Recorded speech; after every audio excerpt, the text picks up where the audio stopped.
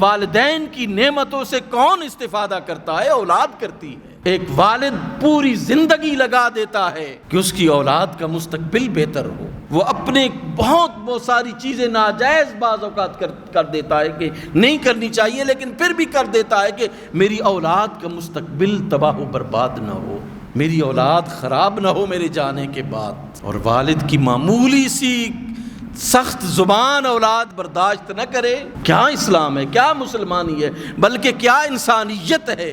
یعنی جو شکر ادا کرنا جناب سلیمان علیہ السلام پر واجب نہیں ہے، وہ بھی کہہ رہے ہیں رب اوزعنی ان اشکر نعمتک التی انعمت علی، کہ اے مولا مجھے طاقت عطا فرما کہ میں ان نعمتوں کا شکر ادا کروں جو تو نے مجھ پر کی ہیں، وعلی والدیہ، میرے والدین پر جو تو نے نعمتیں کی ہے۔ جوانوں کو میں آپ کو کہہ رہا ہوں، مجھے بتائیں نا، یہ دعا جناب سلیمان مانگ رہے ہیں، اللہ سے مانگ رہے ہیں کہ مجھے طاقت عطا فرما کہ میں اپنی نعمتوں کا بھی شکریہ ادا کروں، اپنے والدین کی نعمتوں کا بھی شکریہ ادا کروں۔ کون استفادہ کرتا ہے والدین پر کی گئی نعمتوں کا؟ کون کرتا ہے؟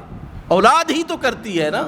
اس لیے درست فرمایا، درست عرض کیا اللہ کی بارگاہ میں کہ اولاد کو بھی والدین کی نعمتوں کا شکریہ ادا کرنا چاہیے۔ اگر ایک والد ایک معمولی سی جھگی میں زندگی گزار رہا ہے تو وہ کتنے مسائل ہیں، کتنی مشکلات ہیں، کتنی پریشانیوں میں وہ اپنی اولاد کو پالتا ہے۔ پھر وہ پکے مکان میں آتا ہے، پھر کوٹھیوں میں آتا ہے۔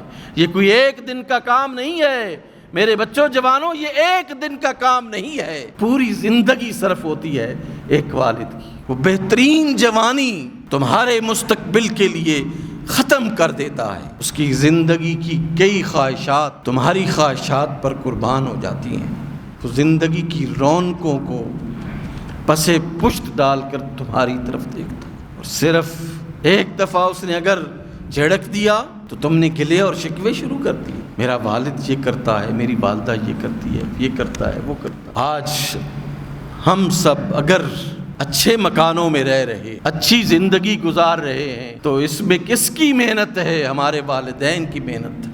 معمولی سی جگہ سے اٹھ کر وہ کتنے دور آئے، کتنا مقام انہوں نے محنت کے ساتھ حاصل کیا۔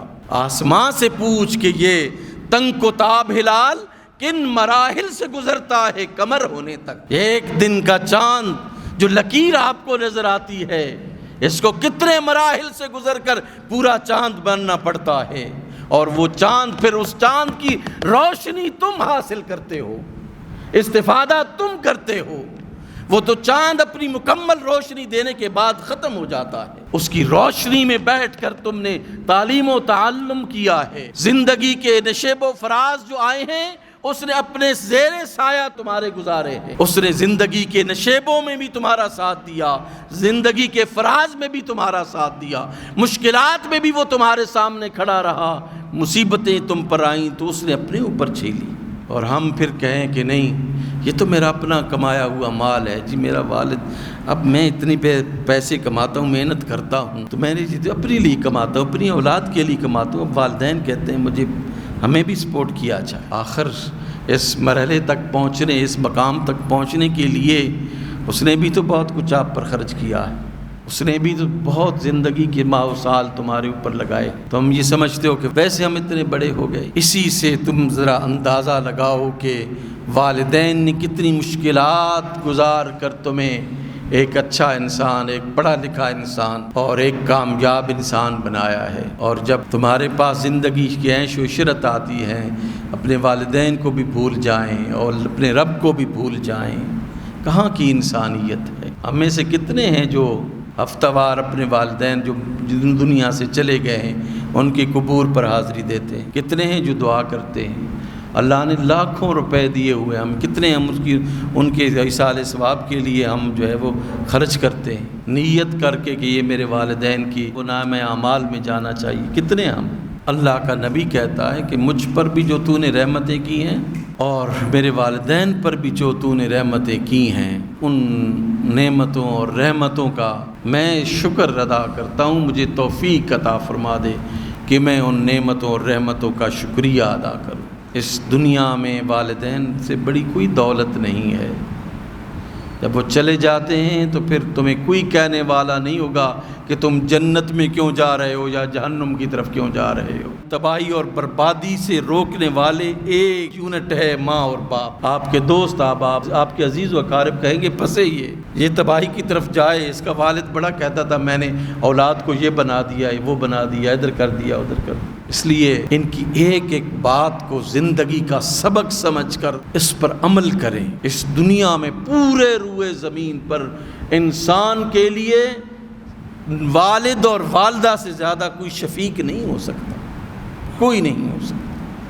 ماں 10 روتے ہوئے بچوں میں کس طرف جاتی ہے؟ اپنے بچے کی طرف جاتی ہے، باقی 9 کی طرف وہ نہیں جاتی، اپنے بچے کی طرف جاتی ہے، اس لیے کہ اللہ نے محبت ہی اس کے دل میں اپنے بچے کی رکھی ہے۔ وہ اپنے بچے کو روتا ہوا نہیں دیکھ سکتی، اسی طرح والد اپنے بچے کو پریشان ہوتا ہوا نہیں دیکھ سکتا۔ اس درد کو ہمیں سمجھنے کی کوشش کرنی چاہیے، جو درد اللہ نے والدین کو نیچرلی عطا کیا ہے۔ یہ درد اور کسی کے نہ چاچا نہ پھپھی نہ خالہ کسی کے دل میں یہ درد نہیں ہے جو والدین کے دل میں اولاد کے لیے اللہ نے رکھا۔ اس لیے یہ جو آپ کو ناراض ہوتے ہیں نا، خفے ہوتے ہیں، بعض اوقات سخت مزاج والدین گالیاں بھی نکالتے ہیں، یہ گالیاں بھی اللہ کی رحمت ہیں آپ کے لیے۔ وہ دنیا سے چلے جائیں گے، آپ کو کوئی نہیں بتائے گا کہ درست سے مت جا رہے ہو یا غلط سے مت جا رہے ہو، ٹھیک کر رہے ہو یا غلط کر رہے ہو۔ والد ایک ایک چیز پر نظر رکھتا ہے کہ میرا بیٹا جو ہے وہ غلط راستے پر نہ چلے۔